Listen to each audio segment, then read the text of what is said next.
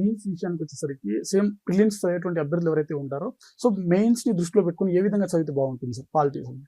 Sir actually ఇక్కడ మనం చాలా మంది ఆస్పిరెంట్స్ చేసే మిస్టేక్ ఏంటంటే సో ఎగ్జామినేషన్ని ఒక ప్రిలిమ్స్ అని, మెయిన్స్ అని, ఇంటర్వ్యూ అని చూస్తారు, డివైడ్ చేసి చూస్తారు. సో ఇది ఒక కంప్లీట్గా జాబ్ ఓరియంటెడ్గా మనకి కంప్లీట్గా ఇదంతా కోర్ అనేది మనం చూసుకోవాలి. అంటే ఒక సబ్జెక్ట్ చదివినప్పుడు, ఒక టాపిక్ చదివినప్పుడు ఎంటైర్ 360 degrees యాంగిల్లో మనం చదవాల్సిన అవసరం అవుతుంది. అది ప్రిలిమ్స్ అయినా, మెయిన్స్ అయినా, ఇంటర్వ్యూ అయినా. ఫర్ ఎగ్జాంపుల్ మీకు హ్యాపీనెస్ ఇండెక్స్ అని మనం కరెంట్ అఫైర్లో చదువుతుంటాం. ఎవ్రీ ఇయర్ మనకి ఏ కంట్రీస్ హ్యాపీనెస్ ఇండెక్స్లో బెటర్గా ఉన్నాయని. సో మన ఇండియా ఆల్మోస్ట్ యావరేజ్ పొజిషన్లోనే ఉంది. సో హ్యాపీనెస్ ఇండెక్స్లో ఎక్కువగా ఫిన్లాండ్ కంట్రీ అనేది టాప్ మోస్ట్లో ఉంటుంది.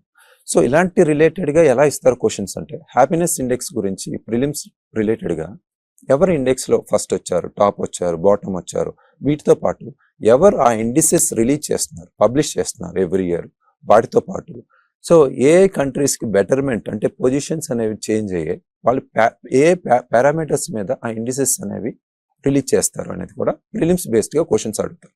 బట్ మెయిన్స్ పాయింట్ ఆఫ్ వ్యూలో మనం ఏ విధంగా ఫోకస్ చేయాలంటే ఏ ఇష్యూనైనా, నేను not only polity, A issue అయినా, వరల్డ్లో జరిగే ఏ సిచ్యువేషన్ అయినా, ఏ ఇన్సిడెంట్ అయినా ఇండియాకి కనెక్టివిటీ చేసుకోవాలి.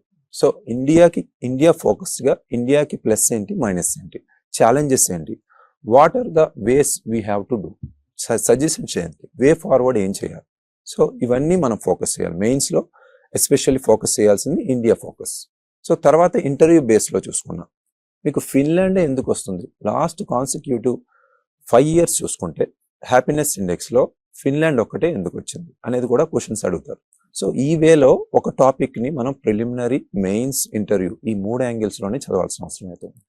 అది ఇంటర్వ్యూ బేస్డ్ క్వశ్చన్. సో ఇది నార్మల్గా మన క్లాసులో చెప్పం.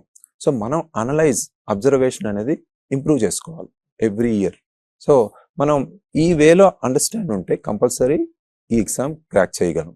సో ఇక ఇంటర్వ్యూ బేస్లో ఫిన్లాండ్ అనేది ఎక్కువగా హెల్త్ అండ్ ఎడ్యుకేషన్ మీద ఫోకస్ చేసింది. అదర్ దాన్ యుఎస్ఏ లాంటి developed countries focus on research, defence. So ఇలాంటి మీద ఎక్కువ, ఈవెన్ ఇండియా కూడా ఎక్కువగా ఖర్చు పెడుతున్నారు. సో అందుకే హ్యాపీనెస్ ఇండెక్స్లో మనం బ్యాక్ పొజిషన్లో ఉన్నాం compare to Finland or Sweden లాంటి స్కాండినేవియన్ కంట్రీస్ కన్నా. సో అక్కడ డెవలప్మెంట్ అంటే ఏంటి, health, education, employment, livelihoods. So వాటి మీద ఫోకస్ చేశారు కాబట్టి వాళ్ళ హ్యాపీనెస్ ఇండెక్స్లో ఇంప్రూవ్మెంట్ ఉంది.